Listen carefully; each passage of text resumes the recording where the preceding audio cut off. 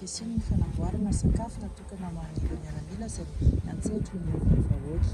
Ao anatin'izany dia ahitana zavatra maromaro toy ny sakafo andavanandro izay tokony ho an'izy ireo ary ahafahany ihany koa mahazo hery hoentina miatrika ny andavanandrom-piainana izay anaovana ny asa izay entan-kintana.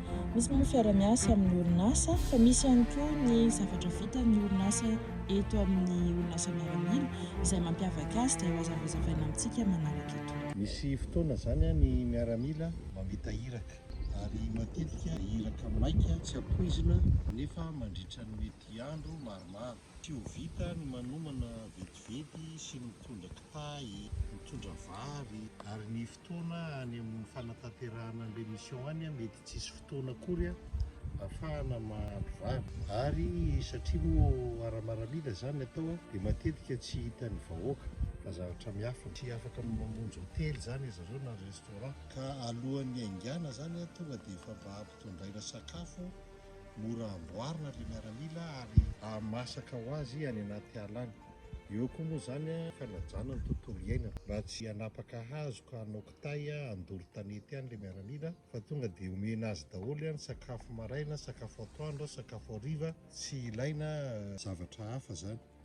Anisany mampiavaka ny antsika malagasy moa zany dia tena sakafo gasy ary natao teto Madagasikara daholo ny sakafo fanahtsahana mitohy-batan'ny malagasy. Avahana amin'izany zany ito vary ito tsika rery ihany mahay azy satria na ny any ivelany raha tsy mahavita vary anaty boaty zany.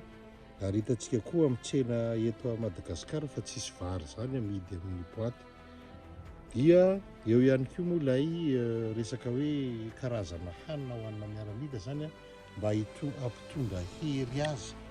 Kaloria zany dia voakajikajy arak'izay kaloria tokony hohanina maraina, hohanina atoandro, hohanina hariva ireo sakafo ireo dia efa misy lisitra moa zany hoe ireto ny sakafo maraina, sakafo atoandro, sakafo hariva dia ireto avy ny kojakoja tokony ho hitany ao.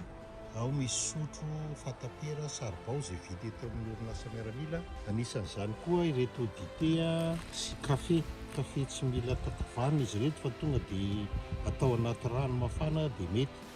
Ohatr'izay koa ireto lasopy ireto natao amin'ny miaramila zany rehefa hariva atao anaty rano mafana tonga dia mety.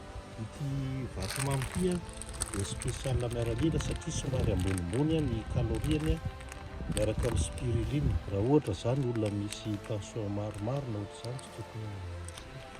Ohatr'izay koa io biscuit somary ambonimbony ny kaloriany ireny. Dia sakafo an'olona ray ao anatin'ny iray andro zany ny boaty ray kilao ny boaty anankiray.